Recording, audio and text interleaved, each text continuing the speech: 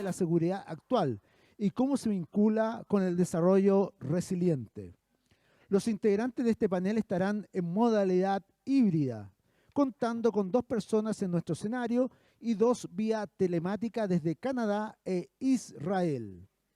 Se les recuerda a los participantes en nuestro salón que tendremos una conferencia en idioma inglés y si requieren receptores de traducción simultánea, los invitamos a dirigirse al lado afuera del salón para retirar uno. A los asistentes que nos acompañan vía streaming, en la plataforma podrán encontrar solo para las conferencias en idioma inglés un segundo canal habilitado. Si requieren efectuar preguntas, los invitamos a realizar sus preguntas y comentarios desde la plataforma virtual Swapcard, ingresando a la charla correspondiente y escribir sus dudas o comentarios en la sección del foro de preguntas. Presentamos al moderador de este plenario, don Guillermo Holzman, académico Universidad de Valparaíso, analista internacional y quien presentará a los panelistas invitados. Adelante, don Guillermo. Muchas gracias. Muy buenos días, un agrado saludarles a todos a quienes nos acompañan acá en presencial y como también a aquellos que nos están acompañando a través de la señal que se emite desde FISEC 2021.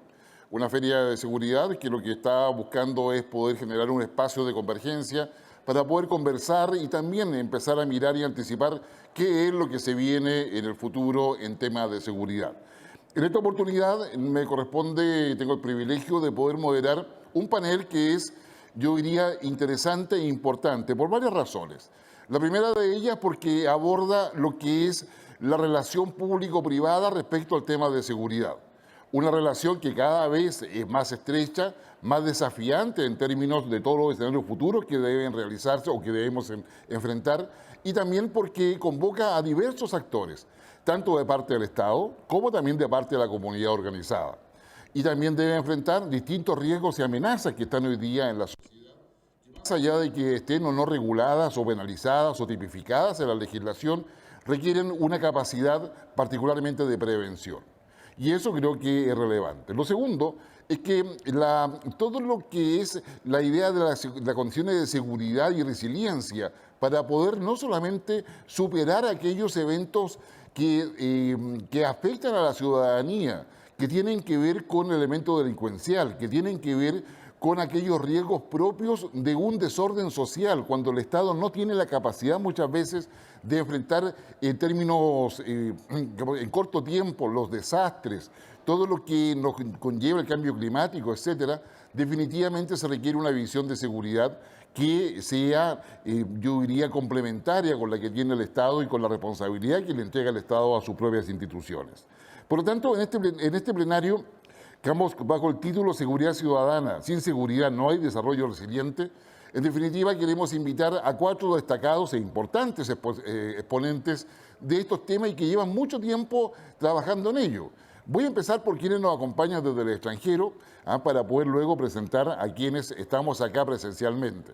Queremos saludar primero que nada a Irving Waller, quien se encuentra en Canadá, es de la Universidad de Ottawa, es un destacado académico, pero más que eso, disculpen, pero aparte de eso, Irving tiene una larga trayectoria de investigación respecto a lo que es la violencia, particularmente la violencia criminal y la violencia como un elemento que desfigura el orden social y establece en consecuencia nuevas fórmulas en las cuales es necesario poder prevenirla, neutralizarla y por supuesto también anticiparla. ¿Qué motiva la violencia en el ámbito delincuencial, en el ámbito criminal? Pero también, ¿qué efecto tiene la violencia en la sociedad? De eso nos va a conversar Irving ya en un momento más. También saludamos a un gran amigo que hoy día se encuentra en Israel, a Samuel Yekutieli, quien tiene una larga experiencia en términos de tecnología de seguridad. Tiene además una larga experiencia como asesor, ha sido miembro de ASIS International, es un destacado asesor y conocedor de todo lo que es planificación estratégica, desarrollo de negocios asociados a la seguridad, a quien también le damos la bienvenida. Y finalmente nos acompaña acá, digamos, en todo lo que es este plenario, alguien que tiene mucho que decir y mucho que ver con el tema de la seguridad, particularmente aquí en Chile, en un esquema que también ha sido replicado o de alguna forma observado del extranjero en términos de cómo se ha organizado Carabineros de Chile, OS-10, que está dedicado a lo que es la seguridad privada y el control de armas y explosivos. O un OS-10 que lleva, yo diría, pocos años con respecto a la vía institucional de Carabineros, pero que ha logrado consolidarse y entregar también elementos que han permitido ordenar todo lo que es el ámbito de la seguridad privada, pero también ha tenido que enfrentar desafíos. Y los desafíos que se le enfrentan a OS-10, la verdad es que no son menores, porque el ámbito de la seguridad privada ha ido aumentando a nivel global.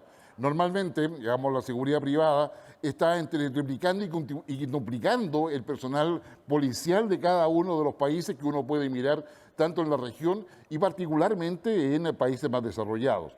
En consecuencia, general Raúl Agurto, le damos la bienvenida a este simposio y muchas gracias por participar. Muchas gracias a usted de igual manera. Muchas gracias. Vamos a ir con algunas pequeñas exposiciones para que en torno al tema de lo que es seguridad ciudadana y sin seguridad no hay desarrollo resiliente. O sea, el contenido, el sentido de este plenario es poder establecer cómo las condiciones de seguridad, ya sea la que entrega el Estado o aquella que genera por sus propios intereses y necesidades el sector privado, tienen que llevar también una integración dentro de lo que es el círculo virtuoso de cualquier institución, organización o empresa. Y esto incluye la resiliencia.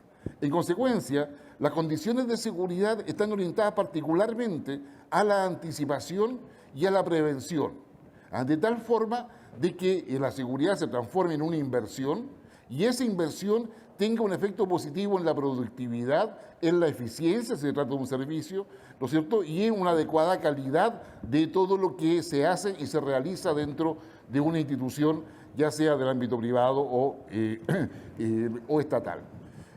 No sé si ya tenemos conectado a Irving en Canadá. ¿Ya? Irving, te saludamos con todo afecto desde Chile. Un agrado que estés con nosotros. You're welcome to this symposium. Bienvenido a este simposio. Bien. Voy a presentar una llamada a la acción en la sesión plenaria, en la conferencia de apertura respecto a la seguridad de los ciudadanos, seguridad de la comunidad. Y mi presentación trata de cómo contribuimos invirtiendo. My slides are not moving forward. I'm not sure what I can do. Y aquí vamos. Voy a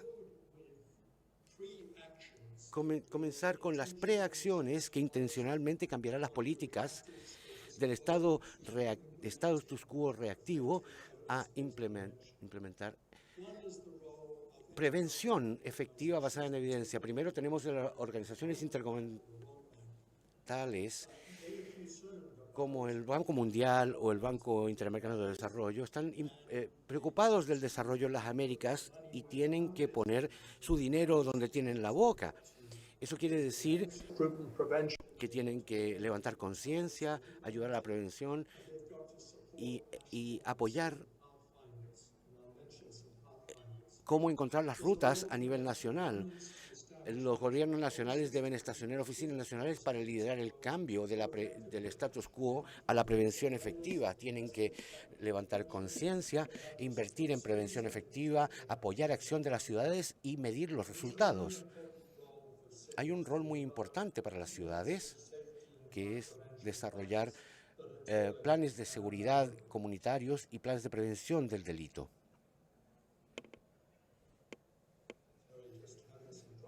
Estoy teniendo algunos problemas. Un segundo. No necesitan que yo les recuerde que las Américas, y esto incluye a los Estados Unidos, están entre los lugares más violentos del mundo y que aunque generalmente la violencia ha estado bajando, descendiendo, se ha medido en Asia y en Europa y lugares como Canadá, ha subido en las Américas bastante dramáticamente. En los Estados Unidos, el 2020, los homicidios crecieron en un 30% o más. Y esto es primariamente violencia entre hombres. Lo que yo quiero decir se relaciona a aquellas metas de desarrollo sustentable que ven, son 16 en azul a la izquierda de su pantalla, y la igualdad de género en rojo.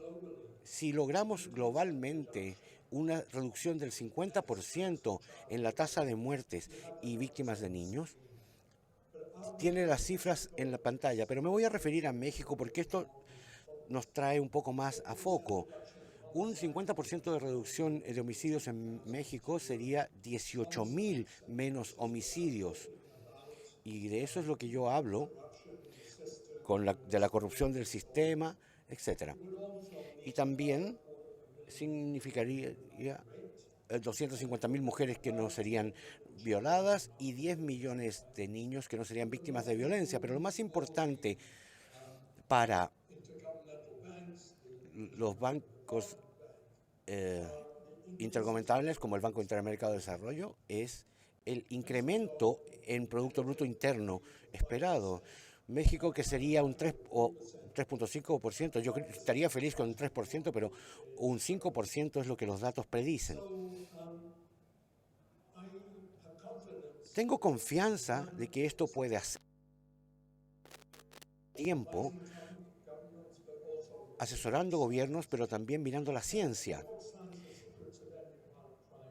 Y lo secreto para evitar o prevenir los delitos violentos es usar lo que se ha probado que funciona para reducirlo y que a menudo no se usa.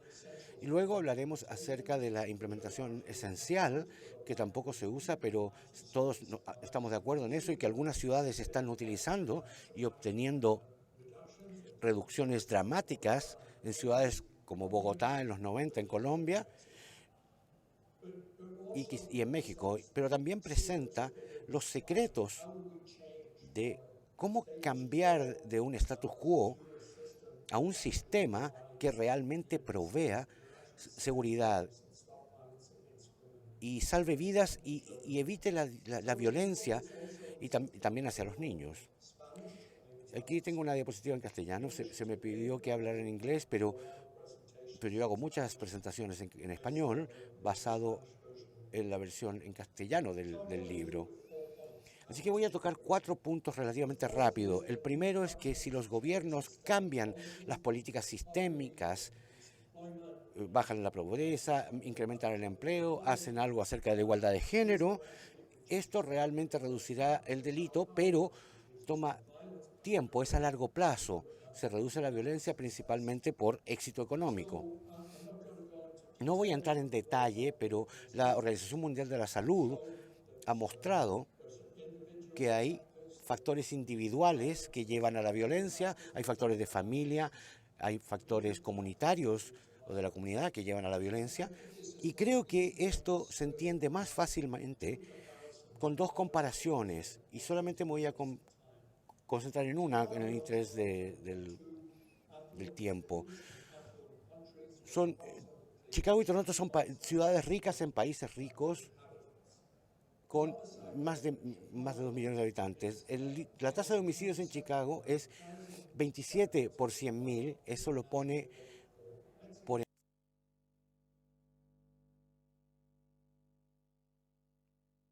5 homicidios cada 100,000 habitantes, que es más baja que la mayoría de los países latinoamericanos, incluyendo países como Chile y Argentina. Ustedes pueden ver las cifras: 800 homicidios en Chicago, 70 en Toronto. Pero es importante que ustedes enfrenten, particularmente si están en un estatus. Chicago do not correlate with lower homicides and extraordinarily high levels of incarceration, roughly double Chile, and Chile is, of course, one of the leaders in the world on overuse of incarceration. So why does Toronto have less than Chicago? It's very simple. We have public health care, good schools, we have social welfare systems, we have high levels of employment. So the systemic factors are important, and economic success and social success. Tiempo reducirán la violencia. Mi segundo punto es, y esto es lo que tan a menudo se pasa por alto, es que sabemos mucho acerca de lo que es efectivo para reducir la violencia. Y esto es básicamente concentrándonos en objetivos de factores de riesgo. Esto no tomaría mucho tiempo. Toma menos de 3 años después y con resultados después de 2 años. ¿Y de dónde viene la ciencia? Viene de una serie de fuentes de gobierno en el mundo, de universidades, de la Organización Mundial de la Salud, y les voy a pedir que usen la Organización Mundial de la Salud. Ese sitio web trata con cosas que son relevantes para las Américas, y lo que hice, analicé todo esto, analicé todas las condiciones nacionales, las comisiones de violencia del Reino Unido o de policía en Canadá, Estados Unidos, y he explicado esto a los que toman decisiones. Y para las claves para los que toman decisiones están aquí, es fácilmente visibles. Pueden mirar a esto en la web para ver más detalles, pero básicamente hay que acercarse a los jóvenes, a los jóvenes hombres, y hay que acercarse a ellos y hablar con ellos para reducir la violencia. Ayudar a las familias es una buena manera también de reducir la violencia. Aquí, por ejemplo, en Chile, con padres positivos. Mitigar el estrés financiero, fortalecer las medidas antiviolencia en los colegios y mejorar la prevención situacional y ambiental. Esto se sabe que reduce la violencia en un 50% o más. Es increíblemente costo efectivo, y cualquier ciudad que no lo haga no está haciendo las cosas mínimas para mantener a sus ciudadanos seguros. Pero también hay cosas que la policía puede hacer, que lo mejor es hacerse a un lado, que se ha hecho en Canadá, pero concentrarse en alcohol, en las armas de fuego, como se ha hecho en Bogotá, policía para resolver problemas. Pero tenemos que evitar hacer las cosas que no funcionan. Ahora, ¿cuáles son las esenciales para implementar programas efectivos? Y esta es otra área que también se pasa por alta. Estas herramientas de monitoreo de seguridad dice básicamente qué es lo que cualquier ciudad y gobierno nacional debería estar haciendo. Si no está haciendo esto, no está haciendo lo básico para reducir la violencia. Tiene que tener un lugar de liderazgo, tiene que diagnosticar, tiene que mirar las estrategias y tenerlas delineadas. Tiene que movilizar a los colegios, a los hogares y servicios sociales, no solamente ser policías. Tener financiamiento adecuado. 10% más del presupuesto debe gastarse en policía. Tiene que capacitar a sus oficiales. Pero podría seguir, pero cada más tienen que dejar de medir, tienen que medir resultados. Así que los sistemas se vuelven responsables. A muchos lugares están haciendo estas cosas. Ciudades como en América Latina con homicidios de menos de 6 por 100.000, porque en Argentina, haciendo algunas de las cosas, pero el modelo de Glasgow es muy importante. En 3 años tuvieron un 50% de reducción en homicidios, y ahora tienen al Reino Unido utilizando este modelo en la ciudad de Londres, tan recientemente. En la provincia donde yo estoy hablando, de hecho, tenemos una ley que requiere que cada ciudad desarrolle un plan de seguridad de la comunidad. Esto es bastante nuevo, pero Toronto es interesante. Y para aquellas ciudades con violencia por encima de 6 homicidios por 100.000, la mayoría de las ciudades de Estados Unidos, México, Brasil, en Colombia, hay ejemplos: Bogotá, Coahuila y Diadema. Pero tengan cuidado con aprender de los Estados Unidos. Cuando usted tiene un año, un incremento de un 30 a 50% en violencia, Chicago subió en 55%, yo creo que la mayoría hay lecciones negativas y no positivas que aprender. Así que mi cuarto punto es duro en las causas. Entonces, así es como Blair se eligieron, es costo efectivo y es popular. Este es un diagrama levemente complicado, pero los economistas de la audiencia lo podrán ver. Vemos que la prevención de Estados Unidos se continúa y comenzaron a gastar 2.000 millones y salvaron 20.000 vidas y evitaron 250.000 violaciones con soluciones efectivas. Ahora usted puede decir que esto que reduce en 30.000 millones los costos a las víctimas, pero también el Banco Mundial y el Banco Interamericano de Desarrollo nos cuenta que el incremento en el Producto Bruto Interno es 5%. Esto supone que algo de ese dinero en soluciones efectivas, de hecho, irán a pagar oficiales de policía actuales un mejor salario. No es agregar más, sino que es tratar de llevarnos a estándares profesionales. Y aunque los políticos no parecen darse cuenta de esto, invertir en producción es muy popular. Por eso que las víctimas van a la policía, y he trabajado en todo el mundo donde se han hecho estudios, encuestas. La gente quiere prevención y saben que invertir en prevención es mejor que más aplicación de la ley. Y quiero repetirlo, invertir en prevención efectiva es más popular que aplicar la ley. No quiere decir detener a aplicar la ley, pero va a ser una diferencia. Ahora tenemos que mirar a estrategias para desplazar a la toma de decisiones. Mucho de esto es conciencia pública y marketing. Algunas cosas son transformaciones intencionales, donde tiene una fuerza de tarea, como el Reino Unido hizo con la violencia en los jóvenes. Algo de esto es habilidades humanas, se capacita gente, hay talleres, webinars, se tocan las universidades y los cursos en las universidades, y también se colabora con los grupos de presión. Se hizo en México, Javier Sicilia, de hecho, hizo que el presidente invirtiera en prevención.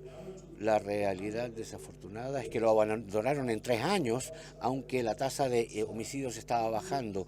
Es triste, pero estos movimientos tienen algún impacto. Así que mi conclusión, las 3. Organizaciones intergubernamentales deben tener que poner el dinero donde tienen la boca. Tienen que invertir en prevención de la violencia, porque esa es la manera de hacer subir el Producto Bruto Interno. Hay que mejorar las condiciones de vida de los hombres, mujeres y niños en las Américas. Tenemos que elevar conciencia de la prevención probada, tenemos que adaptar esto al contexto moderno, tenemos que capacitar el talento humano y usarlo para usar las herramientas de monitoreo, y tenemos que fomentar esos caminos en las ciudades y esos proyectos como los de Glasgow y Londres para que se hagan en América Latina. Sí, hay un rol para los gobiernos nacionales. Su gobierno no tiene una oficina de prevención de la violencia. Muchos de ellos se apoyan en sus fuerzas policiales y consejos de la policía. Es importante, pero si usted quiere reducir la violencia, tiene que tener una oficina especial que utilice la evidencia y promueva esto. Sí, necesitamos cambio sistémico en políticas, y tratar con las drogas, el alcohol, las armas, y eso a largo plazo, y es importante, pero para obtener resultados a corto plazo tienen que usar la evidencia, tenemos que capacitar talento y apoyar la acción de las ciudades para medir los resultados y los resultados y los resultados. Así que hay un rol para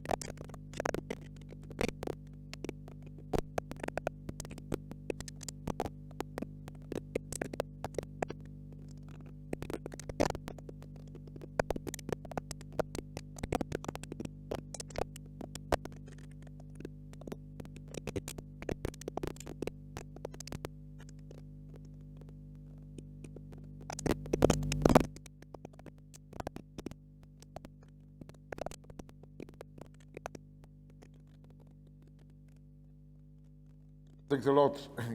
Interesting point. Digamos, Gracias, Sigvin.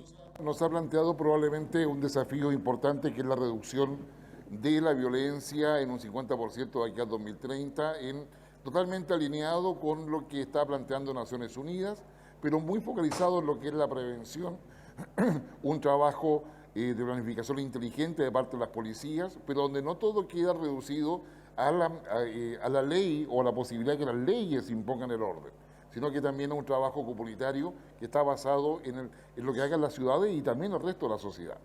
Vamos a escuchar ahora a Samuel Gicotioli, quien desde Israel nos va a dar su visión respecto a esta idea de condiciones de seguridad y la posibilidad de la resiliencia como un elemento esencial, pensando en que la seguridad siempre va a ser una inversión que va a cooperar a la tranquilidad y a la calidad de vida. Samuel, un agrado saludarte desde Chile en esta oportunidad. Espero que estés muy bien y muchas gracias por estar con nosotros. Guillermo, gracias a ti, muchas gracias a los organizadores FISEC que me dieron la oportunidad para compartir mis experiencias y espero que mi español venezolanizado no requiera traducción simultánea. Bueno, dicho esto, basado en el tema de la conferencia de FISEC, mi conferencia se llama Resiliencia frente a las amenazas y específicamente el caso israelí. Y lo que quisiera es tocar 4 puntos. La primera lámina dedicada a la temática central de FISEC. Segundo, cómo Israel enfrenta el terrorismo. Tercero, cómo Israel enfrenta al COVID, al corona. Y cierro con la visión de FISEC. Entonces, fíjense, cuando me invitaron para la conferencia, enseguida me puse a estudiar la filosofía del Congreso y resumí en una lámina lo que los organizadores pusieron en su website y que Macarena nos explicó en sus inicios.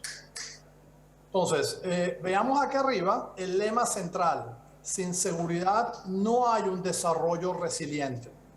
Bueno, ¿qué quisieron decir con esto? Entonces, seguí profundizando y lo dice en el mismo website que su tema central es que tiene que haber una seguridad sostenible y que el énfasis tiene que ser en prevención de eventos críticos.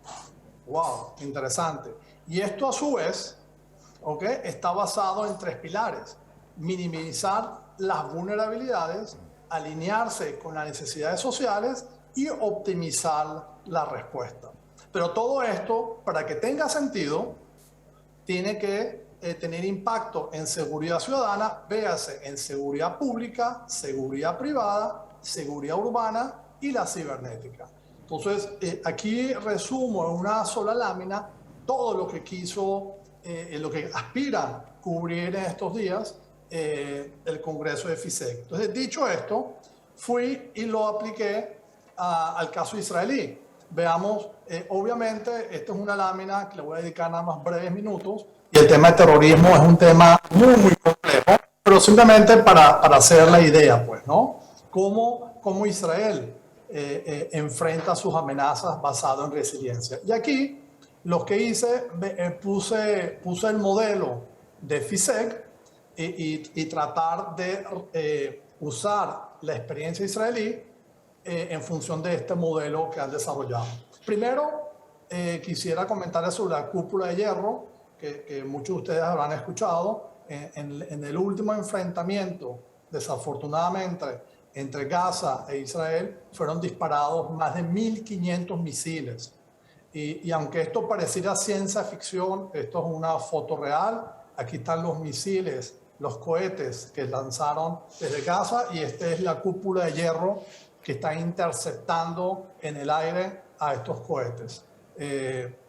Pareciera ciencia ficción, pero esto es alta tecnología en aras de defender la ciudadanía y promover una cultura por la vida. Dicho todo esto, ¿qué es lo que Israel ha hecho para el terrorismo? Muchísimas cosas, obviamente, porque esto es una zona altamente peligrosa, fronteras hacia la frontera, hacia fuera de las fronteras. Israel ha neutralizado físicamente al terrorista para que pierdan su capacidad de ataque. Hace grandes apoyos para obtener el apoyo del gobierno, para que exista énfasis en la prevención y la gestión de conflictos. Utiliza el poder militar, policial, económico, inteligencia y diplomático en coordinación con otros países. Cada vez más en los congresos para la lucha contra el terrorismo, cada vez más énfasis en la coordinación con otros países. La amenaza del terrorismo no pertenece nada más a un grupo, sino nos amenaza a todos. Es cuestión de tiempo, y esa amenaza llega a nosotros. De ahí la importancia de coordinarlo con otros países. ¿Y qué es lo que ha aprendido? Bueno, que la solución, entre otras cosas, pasa por combinar una disuasión ofensiva con una defensiva. La defensiva lo vimos con el cúpula de hierro, y la ofensiva son con todo lo que Israel hace para evitar inteligencia, penetraciones, todo lo que hace para evitar atentados.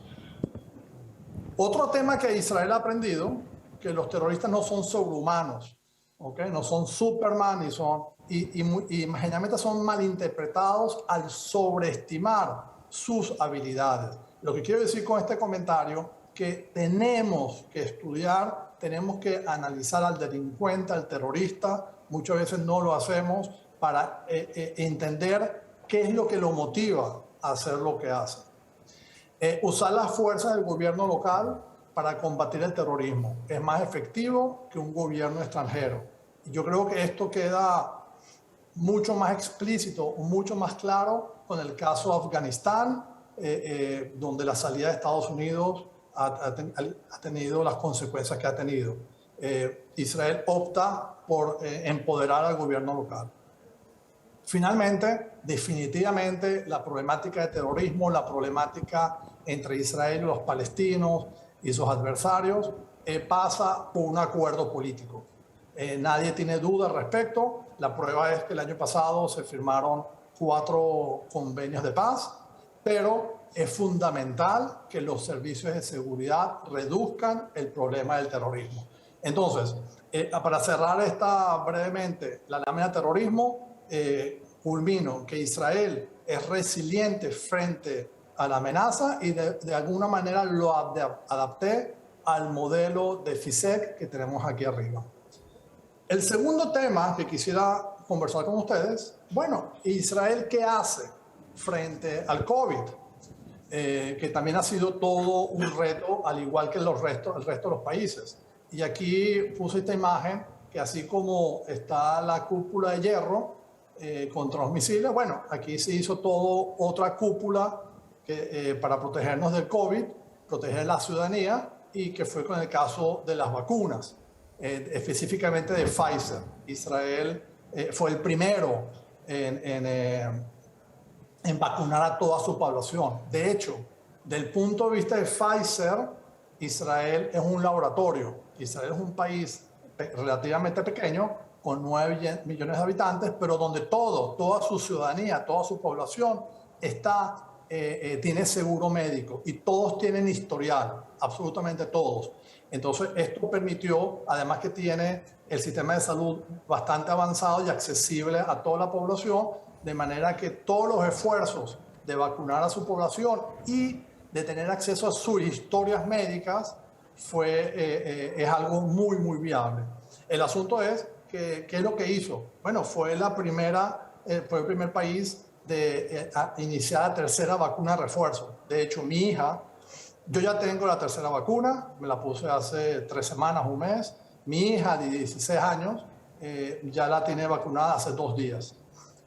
Israel tiene en este momento la tasa de vacunación más alta del mundo, ha enfrentado la peor tasa de infección del mundo, pero esto también se debe porque a su vez es el país que más test hace. Por ejemplo, hace 2 semanas se hacían 200.000 test diarios. Esto le permitía tener una radiografía exactamente dónde están los infectados y qué está ocurriendo. Los confinamientos han sido muy estrictos y muy largos. Fuimos el primer país en entrar en confinamiento y bueno, como dije, el sistema de salud permite vacunar a todos.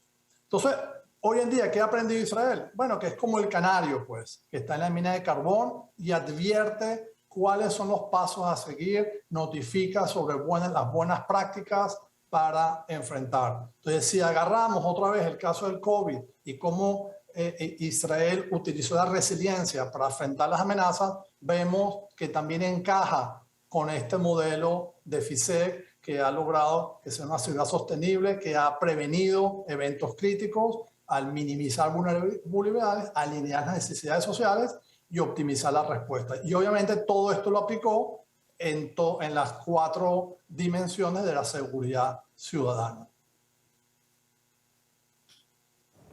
Y cierro otra vez con la imagen de FISEC, que definitivamente una imagen dice más que 1000 palabras. Y yo creo, aquí estamos en un congreso muy importante, donde nos estamos reuniendo muchos expertos en el tema, y yo creo que al final, y al ver el programa tan ambicioso que han preparado para nosotros, yo creo que al final todos nosotros, tenemos que, nuestras propuestas, nuestras sugerencias, nuestros esfuerzos, tienen que ir dirigidos precisamente a esta foto, donde vemos niños que transmiten felicidad, convivencia, tranquilidad, donde se utilizan los espacios públicos. Definitivamente todo lo que hagamos tiene que ir hacia esta imagen que lo dice todo. Por eso que sin seguridad no hay un desarrollo resiliente. Yo quisiera aprovechar estas palabras de apertura del Congreso para desearles mucho éxito. Los organizadores han construido un programa de primera, muy, muy ambicioso, donde han traído gente a todas partes del mundo, diferentes experticias, entonces les auguro muchísimo éxito y en especial quisiera agradecerle a Jorge Lee, a Macarena Rao y a José Miguel Sotoloque, entre otros, y les deseo muchísimo éxito en esta iniciativa. Y para terminar, tuve la oportunidad de estar con ustedes en Chile hace 9 años, en el año 2012. Aquí me encuentro con mi amigo Jorge Lee. Aquí estaba dictando una conferencia y presentando mi libro de esa época, Plataforma de Coordinación para el Ministerio Público. Y definitivamente, amigos, es una oportunidad para unir los esfuerzos, entrelazar los lazos entre Venezuela y Chile. Es una oportunidad y este congreso y esta conferencia espero que logre ese objetivo. Entonces, les agradezco. Aquí tienen mi correo electrónico. Aquellos de ustedes que quieran esta presentación, con muchísimo gusto me escriben, yo se las envío para que vean los detalles de la lámina. Y bueno, muchísimas gracias. Guillermo, te devuelvo el micrófono. Ok, muchas gracias, Samuel. Un agrado poder verte y escucharte.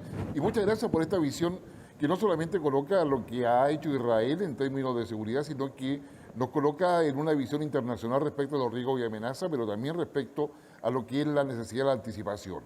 No solamente con la inteligencia, con la capacidad y recursos, sino que también con una idea clara respecto a que el resultado final es una tranquilidad social y una estabilidad que en el caso de Israel se ha logrado hasta ahora. Pasamos a nuestra última exposición de la casa ya prácticamente. Partimos por Canadá, pasamos por Israel y llegamos a América del Sur y específicamente a Chile para escuchar lo que es la visión que tiene sobre seguridad ciudadana. Sin seguridad no hay desarrollo resiliente. El OS10, representada en esta oportunidad por su jefe de zona, es una zona, digamos, dentro de la nomenclatura policial, sobre un OS10 que está dedicado a la seguridad privada y al control de armas y explosivos. General Raúl Agurto, digamos que si yo queda usted con la palabra, apenas la arreglen en el micrófono, que ya está listo, estamos prácticamente en condiciones de poder hablar. Ahora sí. Raúl, ahora sí, por favor. Muy gentil, Guillermo, muchas gracias. Agradecer a los organizadores de esta Feria Internacional de Seguridad. También un afectuoso saludo a los relatores internacionales que acaban de exponer materias importantísimas en los diferentes ámbitos de la seguridad. Para Carabineros de Chile es una importante oportunidad el estar junto a ustedes y el poder comunicar y entregar cuál es la misión, cuál es la visión, cómo hemos evolucionado en el tiempo en esta materia tan importante al ser coadyuvantes de la seguridad pública. Vale decir, cómo la seguridad privada se ha ido posicionando desde hace muchos años en diferentes ámbitos. Así que mis primeras palabras, un afectuoso saludo para cada uno de ustedes y muchas gracias por permitirnos estar acá. Dicho lo anterior, quiero contarles algunos antecedentes históricos recogidos por ahí por el año 2004-2007, cuando en Chile hablábamos que los componentes de la seguridad privada eran alrededor de 60.000 personas, personas naturales, personas jurídicas, que desarrollaban diferentes acciones con la finalidad de coayudar a la seguridad pública y específicamente complementarse para la protección de los bienes y especialmente a las personas, a la vida humana. Y en ese sentido, esto ha ido cambiando y ha ido evolucionando. Y la seguridad privada ha ido creciendo, tal como lo vamos a ver en las láminas siguientes. Y es por eso que esta resiliencia que tiene y ha tenido Carabineros de capaz de conocer, adaptarse, conocer las capacidades y mejorarlas, y a su vez esas limitaciones o debilidades que se presentaron en un principio, las hemos podido fomentar, cambiar y obviamente las hemos transformado en tremendas fortalezas que hoy día nos permiten, a través de una prefectura de seguridad privada, una comisaría de seguridad privada, con autoridades fiscalizadoras a lo largo del país, ser partícipes de manera constante y permanente como coadyuvantes de la seguridad pública a cargo del control y la fiscalización en lo que se refiere a la seguridad privada. Para eso existen marcos normativos. Nuestra Carta Fundamental, la Constitución Política de la República de Chile, que le entrega a Carabineros de Chile la responsabilidad de controlar y fiscalizar. Luego existen una serie de marcos normativos, leyes, decretos exentos, decretos supremos, que en definitiva permiten a Carabineros de Chile conocer cuál es su misión y cuál es su visión respecto de lo que se ha desarrollado desde el año 94 a la fecha. Carabineros, a través de esta zona y la prefectura, hemos planificado, organizamos y permanentemente interactuamos con el mundo privado, con la finalidad de poder posicionar y levantar permanentemente estándares de seguridad que permitan entregarle ese bien, esa necesidad a las personas de nuestro país, a través de este mundo privado, que a través de las personas naturales, que las conocemos como el portero, el nochero, el rondín, que los vemos permanentemente. ¿Quién no ha visto un guardia de seguridad en un supermercado, en un mall, un vigilante privado, un conserje en un condominio? Bueno, esas son las personas naturales que permanentemente están desarrollando acciones de prevención y también de custodia de bienes y también de custodia de las personas que transitan o que viven en esos determinados lugares. Para eso, Carabineros, ¿cómo se ha estructurado?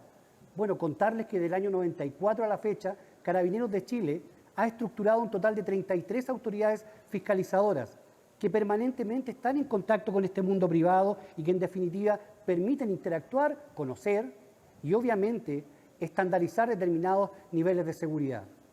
Y en ese sentido, contarles un poco de la historia. Por ahí por los años 50 empezamos con una serie de marcos normativos, cuando empiezan las primeras agrupaciones, ¿cierto? Y que fueron generando las instancias para proteger los bienes y personas.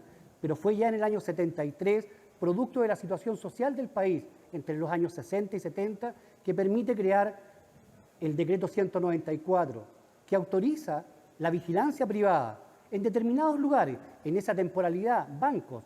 Y ese decreto fue tan importante que además modificó, influyó, interactuó con la ley de control de armas, por cuanto ese vigilante privado, a contar de esa fecha, era dotado de un elemento distinto que era el arma de fuego.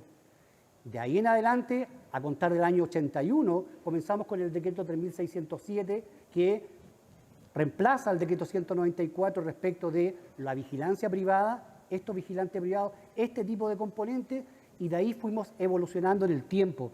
¿Cómo nos fuimos posicionando en el país a través de normas administrativas, muchas de ellas, algunas leyes, y que en definitiva permitieron entregar vida a determinadas personas naturales o personas jurídicas para poder desenvolverse en el área de la seguridad, siempre como coayudante de la seguridad pública? Y podemos ver el Decreto Supremo 93, que habla específicamente del comportamiento de los guardias de seguridad, La ley 19.329 del año 1994, como les señalaba hace unos momentos, donde desde las comandancias de guarnición del Ejército se le entrega esta función a Carabineros de Chile.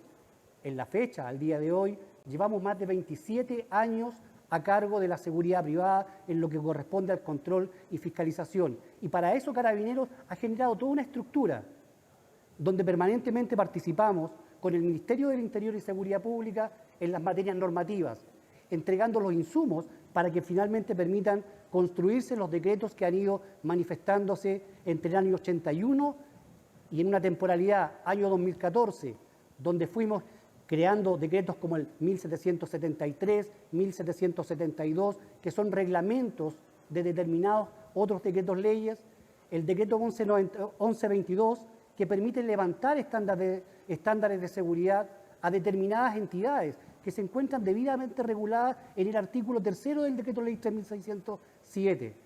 También el decreto 222 y el decreto 1814. ¿Qué es lo que hacen estos decretos? Una cosa muy importante que más adelante lo vamos a ver en algunos ejemplos, es que, si ustedes recuerdan, entre los años 2010 y 2014, el delito de robo de cajeros automáticos en Chile comenzó explosivamente a crecer. ¿Y qué generó? Mesas de trabajo, como les señalaba, con el Ministerio del Interior y Seguridad Pública, que en definitiva permitieron levantar los estándares de seguridad a razón de medidas de seguridad, en este caso puntual, a los cajeros automáticos. Vale decir, situaciones como un empotramiento, un blindaje, cámaras de seguridad y en algunos casos entintado de billetes que, junto a otras medidas de seguridad, permitió que hoy día, año 2020 y 2021, el delito de ese tipo de cajeros automáticos sea mínimo. Misma situación, recordarán, en los años 2012, 2014, el transporte de valores que se vio inmensamente afectado. Y a través de estas medidas de seguridad, obviamente permitió que ese delito también fuera mitigado.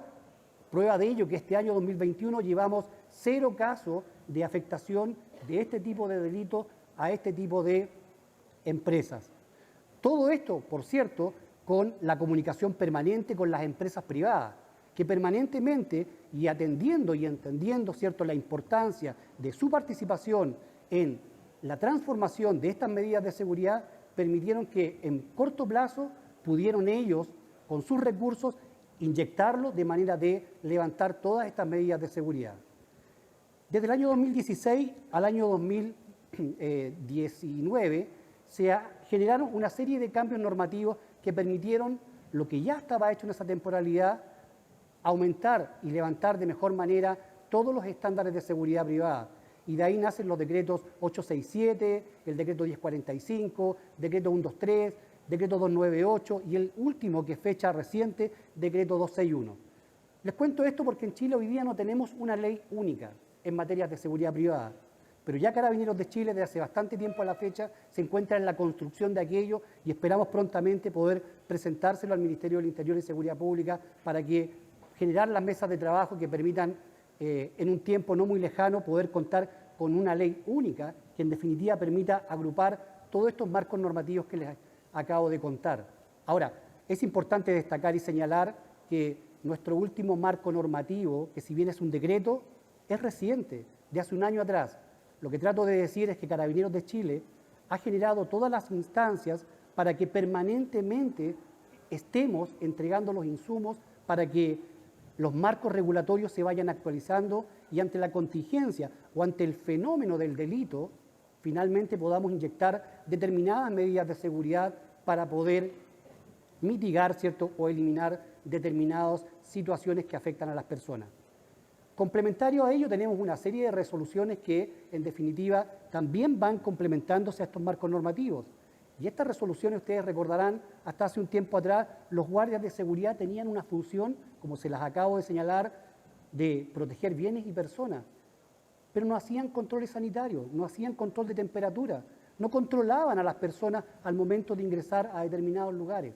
Bueno, a través de estas resoluciones, ¿qué permitió? Que finalmente determinados componentes, apoyando a la función pública, que es la esencia de ser carabinero, y que, como ustedes saben, permanentemente Carabineros de Chile lo desarrolla a través de su plan cuadrante de seguridad preventiva, La seguridad privada lo que hace finalmente es posicionarse y apoya en estas materias en determinados lugares para que Carabineros no distraiga determinadas funciones y pueda abocarse a situaciones de índole mayor o de implicancia mayor hacia las personas.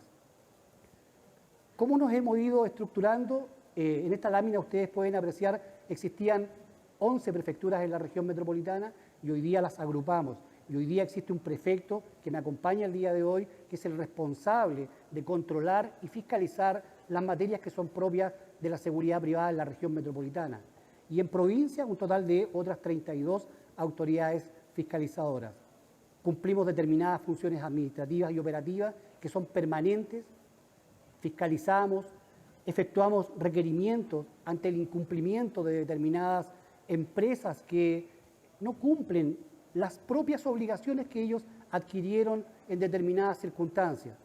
Y aparte de eso, también velamos permanentemente por los derechos de la persona natural, vale decir, de aquel componente que desarrolla y pone en riesgo permanente su integridad física en el cumplimiento de esta misión que la seguridad privada le ha entregado. Vamos a la siguiente. Para ello, contarles cómo nos hemos ido posicionando. De manera, y a través de estos marcos normativos, en el Decreto Ley 3.607, a través de las transportadoras de valores, los bancos, las financieras, las entidades estratégicas, como por ejemplo luz, agua, etcétera, que permanentemente están posicionadas en diferentes partes de Chile y que en definitiva, a través de los diferentes componentes, se entrega seguridad permanente a través de la seguridad física, humana o electrónica. También lo hacemos a través de la Ley 19.303, que obliga a determinadas entidades que, a razón de determinadas sumas de dinero que mantengan permanentemente en caja, deben levantar medidas de seguridad para poder proteger a las personas que permanentemente están asistiendo a esos lugares. Tenemos el Decreto Supremo 93, que específicamente habla del componente guardia de seguridad y que es el que ustedes conocen permanentemente en los estadios, en los servicios que se desarrollan con motivo de estas jornadas de fútbol profesional u otros recitales, centros comerciales o los propios guardias, donde está la figura del guardia de seguridad que permanentemente está entregando orientación, apoyo y seguridad en esos lugares.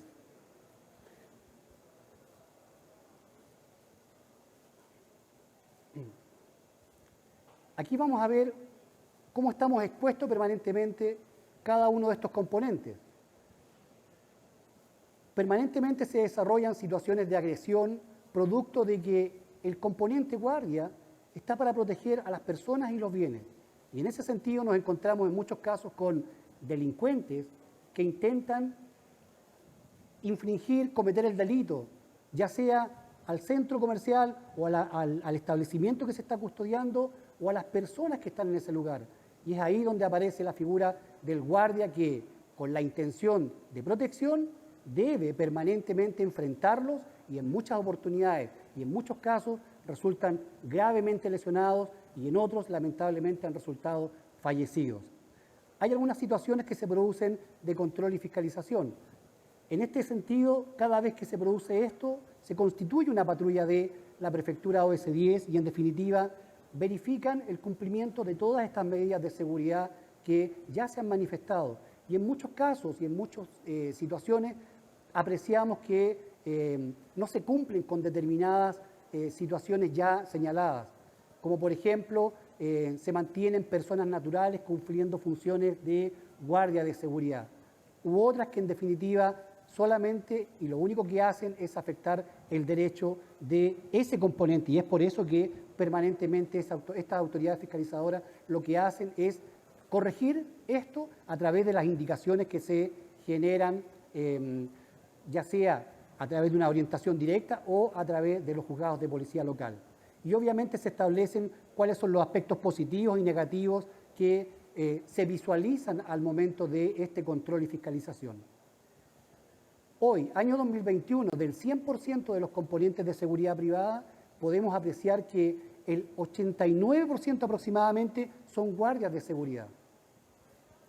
El resto, el 5,5%, vigilantes privados, que como les señalaba, están acotados a determinados lugares. Y un 6% que está dado por las restantes componentes, que son los porteros, nocheres, conserjes, como se los indicaba hasta hace un rato.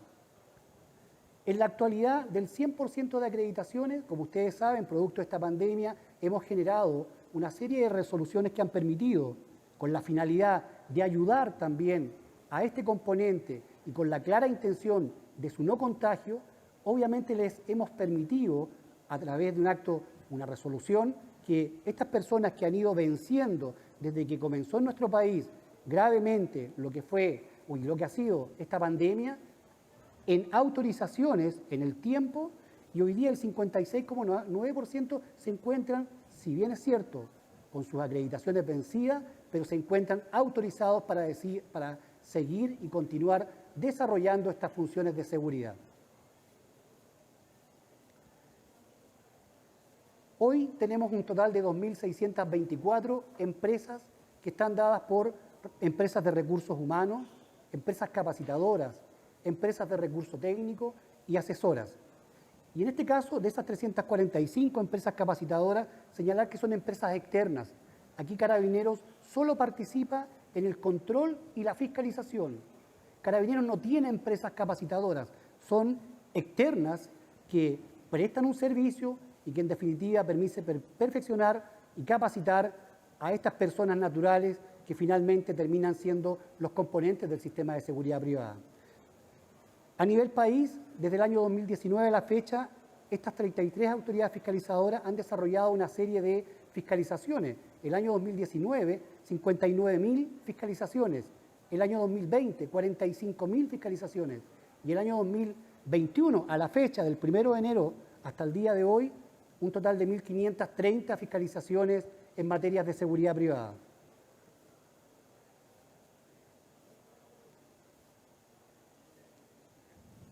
La siguiente. Y en base a eso, obviamente, se cursan determinadas infracciones a razón de estas fiscalizaciones. La siguiente, por favor. Tal como les contaba recién, desde el año 2010 hasta el 2013, el delito de cajeros automáticos iba en explosión. Y aquí ustedes pueden apreciar cómo a través de las medidas de seguridad que están consideradas al costado derecho y en conversación permanente con los responsables de estos elementos, finalmente se pudieron implementar estas medidas de seguridad que permitieron que al día de hoy este tipo de delito se ha reducido. Prueba de ello que este año solamente llevamos 5 casos relacionados con cajeros automáticos, y de los cuales algunos son frustrados y otros no. Respecto al transporte de valores, sucedió exactamente la misma situación desde el año 14 a la fecha, pero entendiendo que del año 2013 hacia atrás estos números eran mayores y que en definitiva también a través de la diferenciación de habitáculos del vehículo, los sistemas de comunicación, los sistemas de enlace, los sistemas de acercamiento a determinados lugares permitieron que estos delitos se mitigaran en los números que ustedes pueden apreciar en base a los decretos que les acababa de señalar. Esto es un antecedente que para nosotros es importante y también nos preocupa y también nos ocupa en el sentido de que permanentemente estamos inyectando medidas para que esto no suceda. Desde el año 2018 al año 2021, un total de 120 componentes lesionados. De esos 120, hay 8 que fallecieron, tanto vigilantes privados como guardias de seguridad. Un total de 32 que resultaron con lesiones graves, 6 con lesiones menos graves, 71 con lesiones leves, y hay otros que no figuran con antecedentes porque al momento, obviamente, de presentarse en los diferentes consultorios o se retiraron o derechamente no hubo una lesión aparente. Permanentemente Carabineros es recurrido en base a las actuaciones que desarrollamos a las diferentes cortes, y en ese sentido, del 100% de recursos que se nos han presentado, un 96% los ministros han declarado favorable y en legalidad cada una de las actuaciones que desarrolla Carabineros de Chile. Y en el resto del porcentaje han sido sugerencias y recomendaciones para mejorar o revertir determinadas actuaciones que se interpretaron de manera diferente. Y ya para ir finalizando, en el sentido de cómo hemos ido avanzando en materias de seguridad privada a través de las diferentes acciones que desarrolla Carabineros de Chile desde el año 94 a la fecha, en el cumplimiento de estos marcos normativos, hoy día contamos con una página web que disponibiliza todas las herramientas administrativas de agendamiento de horas o de orientaciones que los diferentes componentes del mundo privado requieren de manera permanente.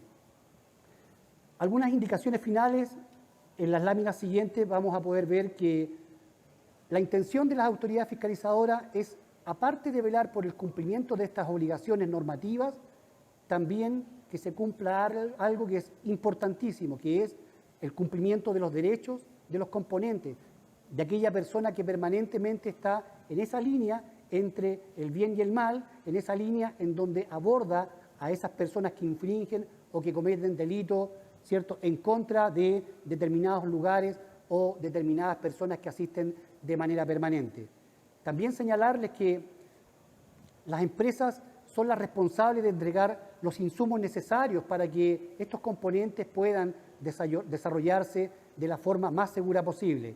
Y obviamente, salvo el vigilante privado, el resto de los componentes no está autorizado para portar armas de fuego. Es por eso que desde el año 94 a la fecha, Carabineros de Chile, a través de la medición constante y permanente de nuestras capacidades, hemos ido posicionando, hemos ido avanzando en conjunto con la empresa privada, con la seguridad privada, y nos hemos ido posicionando en los diferentes lugares de nuestro país. Y eso ha permitido, por una parte, que Carabineros de Chile no disponga de determinados recursos para esos lugares, como por ejemplo, como les señalaba, recitales u otros, y destinarlos a otras funciones de mayor interés para la comunidad. Finalmente, y reiterar nuevamente el agradecimiento de parte de Carabineros de Chile, el poder estar acá, en estos momentos poder contarles cómo cuando en ese año 94 recibimos la seguridad privada, cómo la estructura Carabineros, cómo la evoluciona en el tiempo y cómo permanentemente estamos actuando e interactuando con las empresas privadas para poder levantar siempre los niveles de seguridad y que permitan finalmente entregar esos espacios deseados a cada una de las personas de nuestro país. Muchísimas gracias y nuevamente un saludo a los relatores internacionales y gracias por las palabras que nos indicaron. Muchas gracias, general.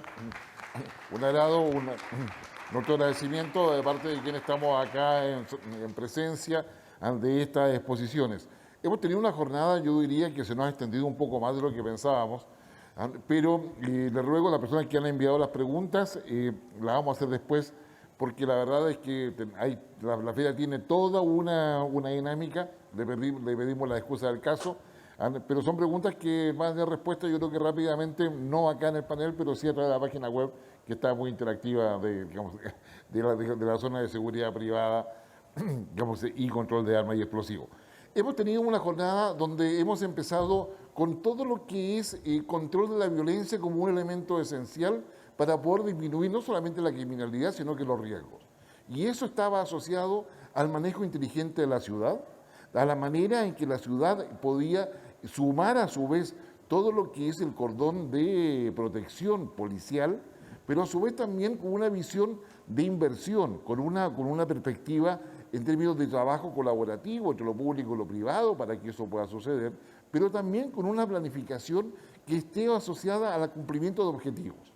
Y eso significa, digamos, potenciar lo que es la cohesión social, potenciar la participación ciudadana, potenciar el profesionalismo dentro del gobierno municipal, entendemos que nos decía Irving, pero también un profesionalismo que de parte de las policías le permitía efectivamente bajar la tasa de homicidios y ver los resultados que eso significaba en términos de otros delitos y la tranquilidad social. Posteriormente, desde Israel, vimos con Samuel todo lo que significa una visión yo diría, de Estado de parte de Israel, no solamente frente a la realidad que tiene particular desde el punto de vista geopolítico, donde está ubicado este país, sino que también respecto a lo que significó para ellos la pandemia y la manera que tiene un Estado de poder responder a todo ello para cautelar y cuidar a la sociedad a la cual cada gobierno y cada Estado está comprometido a hacerlo. Y como decir Samuel, que nos dice, sabe que las condiciones de seguridad son fundamentales construirlas. Las realidades son distintas, pero si hay condiciones de seguridad, sin lugar a dudas vamos a tener resiliencia. ¿Y qué es lo que se busca con la resiliencia? La armonía social. Esa armonía social que es la que hace que efectivamente la seguridad sea siempre una inversión y nunca un gasto, digamos, tanto desde el punto de vista estatal como desde el punto de vista privado. Y finalmente, el general Raúl Agurto nos expone lo que ha sido ese 10, su evolución y en qué situación está hoy día. Tanto en lo que se refiere a regulación, fiscalización, entender la amplitud de lo que es la seguridad privada, y nos ha hecho, yo diría, anuncio importante. Primero, que están ya finalizando la tarea de un proyecto de ley para colocarlo a disposición y se pueda debatir y conversar. Yo creo que es un tema de mucha urgencia. Entre medio se nos va a cruzar el Ministerio de Seguridad Pública, que va a separarse del Ministerio del Interior, por lo tanto yo creo que esa conversación es urgente y estratégicamente necesaria. Y por último también de que efectivamente hay una gran cantidad de personas que están trabajando en seguridad privada, que necesitan las orientaciones, y eso es lo que está entregando S10 en términos de mantener una orientación para que efectivamente puedan cumplir su misión, pero también hacerse cargo de los desafíos que vienen a futuro. Carabineros ha hecho una labor, yo diría, permanente en todo eso. Raúl, muchas gracias por todos los antecedentes. Todo esto va a quedar disponible en la plataforma de FISEC, por lo tanto, si alguien lo quiere revisar y poder conocer un poco más de lo que hemos abordado en el día de hoy, en este plenario de FISEC 2021, Seguridad Ciudadana. Sin seguridad no hay desarrollo resiliente. Condición de seguridad es certeza para el futuro, para la tranquilidad de todos. Muchas gracias por su participación, a aquellos que están en presencia y a aquellos que nos han acompañado virtualmente en el día de hoy, y ya despejamos para la próxima actividad de FISEC. Gracias, Raúl. Muchas gracias. Por su presencia. Gracias, Irving. Gracias, Samuel.